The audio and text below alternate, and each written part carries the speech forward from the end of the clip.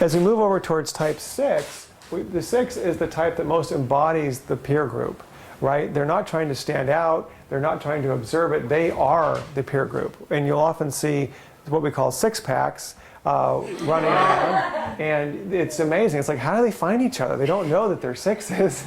And they all have the same haircut or the same hat on or the same whatever. But the idea with 6 is the understanding that, okay, I'm no longer aligned with my parents, so I must fit in with my peer group to survive. I don't want to be different. I don't want to stand out. I don't want to be the authority because they can get, pot shots or they can get targeted. What I want to do is to fit in. So what do 6s abhor? Deviation, things that stand out too much. They want to basically run with the herd and not stand out. That's the strategy. And the herd is not the family, it's the peer group or the corporation. So if you go into any corporate environment, you're going to see a lot of 6s. They often do well in that environment because it feeds a lot of what their need for security is. Now, when we move up to 7, 7s are still dealing with the peer group, but the 7 is the cool kid in the peer group. And they're the ones that determine whether you're cool or not. So 7s will say things like, hey, I just knew whether that person was on my wavelength. They just kind of intuitively get, hey, are you cool or are you not cool? Which can mean, are you in or are you out? Are you understanding the vibe of what's going on in this group or are you not getting it? Are you reading the social signals? Exactly. So in an extreme expression of this, we look at someplace like Studio 54, which was probably run by a 7, where what they would do is everyone would get in line to go into the club and they would pick out the most fascinating and interesting people and only allow them in. That is the perfect expression of 7ness, okay? It's just dead on. And the really interesting thing with 7s is what do they want? Well, they want to be fascinated. So maybe tonight they're going to bring in the guy from McDonald's and mix him with the kid who just flew over from the Middle East on his private jet because, wow, what a wild combination that's going to be, okay?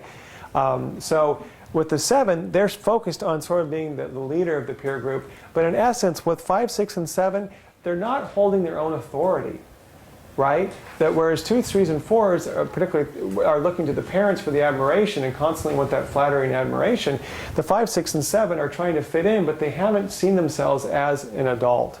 Their behavior really is what we would see in teens. And it can be a healthy expression of it, but archetypally, none of these types yet have really embodied adulthood. So what is the 8? Well, the 8 is the adult on the Enneagram. It's the type that says, hey, I am my own person. No man is my master. I am my own authority. And not only that, I'm willing to protect other people at my own risk. And this really is where we see the highest expression of 8 is I'm going to use this incredible sense of kind of where power resides in the world, and I'm going to use it to protect the weak. Or I'm going to use it to protect my inner group, or I'm going to be a mentor. We see lots of 8s are mentors in the world if they're healthy. But the 8 is really when we start to move back into, in a way, the fully developed adult archetype is I stand on my own, I take responsibility for other people, I'm not overly concerned with what my peer group is doing if it deviates from what I think my own value system is. And that's really where we end archetypally in terms of the expression of full-on adulthood. So if you look at this sort of like in Campbell's sense of Hero with 1,000 Faces, this is really about psychological maturation. I mean, when all of us are psychologically mature, in a way we're expressing high 8 energy. We make our own choices. We're not subservient to someone else the way an average level 6 can be. We're not overly concerned with just sort of pleasing our own, entertaining ourselves the way 7s can be. But we've really come in, I mean, I can go through all of them, but we've really come into our own in terms of standing on our own 2 feet and taking responsibility for what we do. I mean, with 8s, my word is my bond. I mean, that's a very adult level concept. It isn't the 7 energy of, hey, indulge me, I'm fun and entertaining, and if I show up too late or I skip the workshop, hey, you really should, it's okay, don't worry about it because I'm so fun and playful, you should forgive me. Well, that's what we do with kids, right? That's a way that kids operate in the world. The 8 doesn't do that, right? So the 8 says, well, if I'm going to be there and I'm not there, it hits their sense of morals strongly, so they make the adult choice, and they'll often still pay or whatever.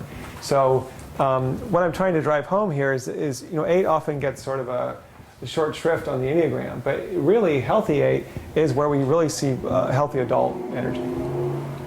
And then the final step is to take this individuated self this psychologically differentiated self. You're no longer just trying to live out your parents' energy. You're no longer just trying to fit into your peer group, but you're really on your own path. And then to do what? Is to incorporate it back in with the knowledge of the divine, however that expression is for you.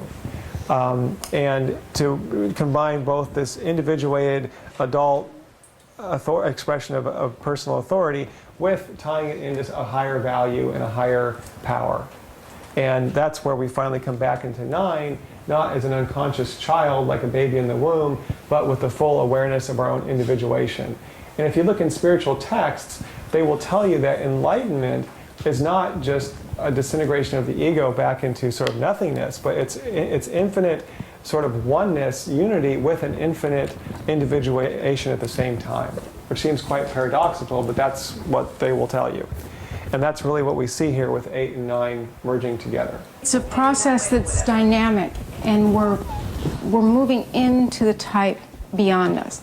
So it can be that the 1 is moving to 2, the 2 is moving to 3, the 4 is moving to 5. We're trying to take in the totality and the higher side of the type.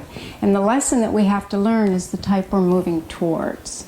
So the 8 has to move towards surrendering that autonomy and saying, you know, the buck stops here, this is the truth, into, well, all truths are truths of a different bias. So in each case, we're fixated on one of these. Where it's a dynamic system, it should be moving and fluid. Now that's why the 9 identifies and has trouble clarifying their own type, because they relate to all points of view. So they need to know their own point of view to then move and have the clarity of 1. Does that make sense? Yeah. But the high side of 9 is that they're receptive to all points of view, and then where they struggle is not determining their own in that process. So once they integrate their own point of view, then they are moving forward.